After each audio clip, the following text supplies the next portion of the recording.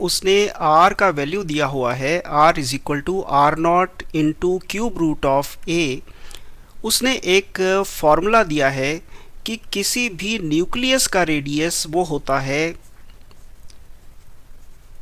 Are not into cube root of a, जहाँ पे a होता है उसका मास नंबर, उसमें टोटल न्यूट्रॉन्स और प्रोटॉन्स कितने हैं, दिस इज़ कैपिटल A, और आर नॉट एक कांस्टेंट है जिसको फर्मी कांस्टेंट कहते हैं। और इनफैक्ट ये जो इक्वेशन है, this equation is itself called Fermi model. General knowledge के लिए है, आप इसको थोड़ा याद रख लें तो कई बार काम आ जाती है चीज़। जो आर नॉट है ये कांस्टेंट है और इसकी जो वैल्यू है वो वैल्यू एक्चुअली वेरी करती है बिटवीन 1.2 टू 1.5 फर्मी मीटर। यहाँ पे उसने बोला है कि आप इसकी वैल्यू 1.2 लेंगे, लेकिन एक्चुअल रियलिटी में जब इसको यूज़ किया जाता है एक्सपेरिमेंट्स में और पाया जाता है कि वो 1.2 और 1.5 के बीच में उसकी जो वैल्यू एक्चुअली आती है। और इसमें एक और बात मैं आपको बताना चाहूँगा कि न्यूक्लियस की जो शेप है, ये तो हुआ ना आपका एटम के बीच में ये न्यूक्लियस आ गया। जो न्यूक्लियस की शेप है वो शेप स्फेरिकल मानी जाती है, लेकिन एक्सपेरिमेंट्स के बेस पे ये पाई भी गई है। ये कैसे एक्सपेरिमेंट किया जाता है कि किसी एटम के न्यूक्लियस के ऊपर रेज मारी जाती हैं और ये इनको कहते हैं स्कैटरिंग एक्सपेरिमेंट।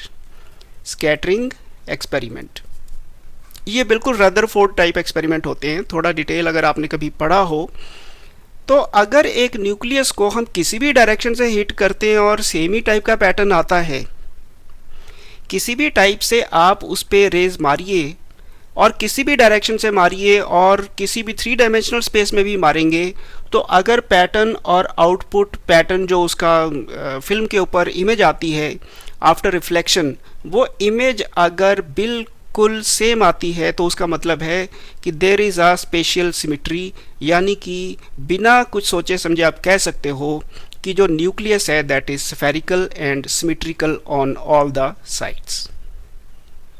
तो एक बात तो ये हो जाती है।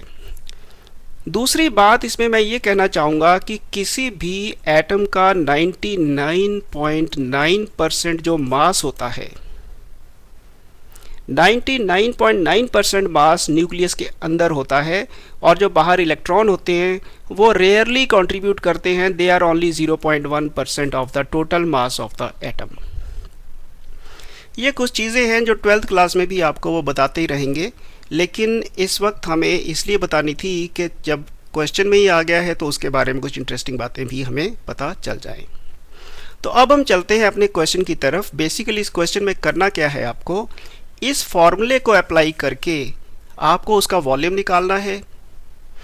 मास एक न्यूक्लियस का आप कैलकुलेट कर लोगे, मास of 1 proton into the total mass number. उनको डिवाइड करके आपको एस्टीमेट द मास डेंसिटी, ये 1 मिनट थोड़ी सी यहाँ पे हो गई। वो कह रहा है कि show that the rule implies that nuclear mass density is constant. आप कोई भी न्यूक्लियस ले लीजिए और उसका जो मास है उसको वॉल्यूम से डिवाइड कर दीजिए, तो आपको बताना है कि वो एक फिक्स्ड कांस्टेंट वैल्यू आ जाती है। तो उसको हम अभी निकाल देते हैं और उसके बाद उसने कहा है estimate the mass density of sodium nucleus और compare it with the average mass density in the previous example जो भी है। So let us start first of all with what I've discussed right now।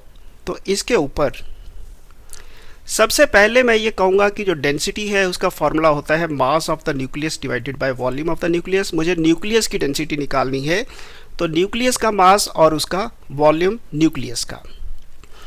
अब nucleus का मास मुझे कहाँ से पता चलेगा? मैं मान लेता हूँ कि न्यूक्लियस का जो एटॉमिक नंबर है वो कैपिटल A है। इसका मतलब हुआ कि उसमें न्यूट्रॉन और प्रोटॉन का जो जोड़ है, जो उनका टोटल है, वो कैपिटल A है। जैसे सोडियम का मैं 23 बोलूँ तो मेरा मतलब होता है कि उसमें 11 प्रोटॉन हैं और 12 न्यूट्रॉन हैं। तो मुझे इसका मास कैसे पता चलेगा? मुझे न्यूट्रॉन और प्रोटॉन का टोटल पता है, तो मैं उसको मास ऑफ प्रोटॉन से मल्टीप्लाई कर दूंगा, क्योंकि मास ऑफ प्रोटॉन और न्यूट्रॉन का मास जो होता है वो बिल्कुल बराबर सा होता है, हार्डली एनी डिफरेंस। सो अप्रॉक्सीमेटली अगर मैं इसको मास ऑफ प्रोटॉन से मल्टीप्लाई कर दूंगा तो मुझे पूरे के पूरे न्यूक्लियस का मास पता चल जाएगा। एक बात हुई। दूसरी बात, मुझे उसकी जो वॉल्यूम है वो कहाँ से पता चलेगी? मैंने आपको बताया कि न्यूक्लियस इज स्फेरिकल, तो 4/3 पाई आर क्यूब।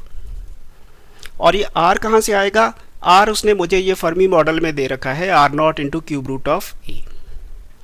ये चीज़ कैलकुलेट करके मैं डेंसिटी वाले फार्मूले की तरफ बढ़ता हूँ, और अगर मैं करूँ तो mass of nucleus is mass of 1 proton into A divided by 4π/3 into R cube. सही होगी बात? ये mass of proton into A 4π/3 into जो आर की जगह पे मैंने R not into A to the power 1/3 लिख लिया। ये बात भी क्लियर सभी को? अब इसका करते हैं क्यूब। आर नॉट का cube A to the power 1/3 का क्यूब, तो क्या बनेगा? ये आर नॉट क्यूब हो जाएगा और ये हो जाएगा ए। ये चीज़, ये वाला ए और ये वाला ए आपस में जाएंगे कट, तो डिनोमिनेटर में क्या बच जाएगा? Mass of proton divided by 4π/3 into R not का क्यूब। थोड़ा देख लेना करके इसको कागज़ के ऊपर। तो ये मतलब अब मैं ये सिंप्लीफिकेशन करने के बाद ये डेटा उसमें एंटर कर देता हूँ। मास ऑफ प्रोटॉन 1.67 × 10⁻27 kg, ये मुझे पता है, बुक्स में दिया होता है। 4π/3 वैसे ही आ गया। आर नॉट बचा था, ए तो कट गया था। आर नॉट था 1.2 × 10⁻⁻15 फर्मी मीटर, मुझे दिया हुआ है उसने। आर नॉट का वैल्यू है। और अब देखिए कि ये सारे के सारे न्यूमेरिक आ गए। इसका मतलब डेंसिटी जो है दैट इज़ कांस्टेंट। मैंने कोई भी जनरल न्यूक्लियस एज्यूम कर लिया था, कोई भी जनरल एज्यूम कर लिया था कि उसका मास ए बोलिए। अल्टीमेटली जो फॉर्मूले में तो ए आया ही नहीं है, फार्मूला तो टोटल नंबर्स आ गए। इसका कैलकुलेशन करता हूँ तो 2.3 × 10⁻17 किलोग्राम्स पर क्यूबिक मीटर बहुत हैवी होता है। अब इस वाले की मैंने राउंडिंग ऑफ भी कर दी है, 2 डिजिट्स पे राउंडिंग ऑफ करी है। क्यों करी है 2 डिजिट्स पे? क्योंकि जो डेटा मुझे दिया गया था वो डेटा 1.2 F दिया गया था। क्वेश्चन में अगर देखूं यहाँ सिर्फ एक ही डेटा दिया हुआ है 1.2 फर्मी। कितने हैं इसमें? 2, तो यहाँ पे भी 2 रख लिए, राउंड ऑफ कर दिया। तो इस तरह से ये मेरे पास जो स्टोरी है वो आ जाती है कि जो डेंसिटी है किसी भी न्यूक्लियस की 2.3 × 10⁻17 होती है। वो अब उसका जो नेक्स्ट पार्ट है वो बोल रहा है estimate the mass density of sodium nucleus. भाई अगर किसी भी न्यूक्लियस की इतनी है तो सोडियम के न्यूक्लियस की भी इतनी ही होगी, तो इसका आंसर यही होगा 2.3 × 10⁻17 किलोग्राम्स पर cubic metre. Compare it with the average mass density of sodium atom. भाई एटम तो पूरा बाहर का स्ट्रक्चर है, उसमें तो बहुत सारी स्पेस एम्प्टी होती है। उसकी डेंसिटी कितनी निकाल ली थी हमने? 3 × 10⁻3, कुछ याद मुझे नहीं है, पर इसी रेंज में थी, मतलब वाटर के आसपास थी। मतलब है कि ये डिफरेंस देखिए कितना ज़्यादा आ जाता है कि वो हज़ारों में है, ये कितने बिलियंस में है। तो आप अंदाज़ा लगा सकते हैं कि उसका जो एम्प्टी स्पेस कितनी होती है।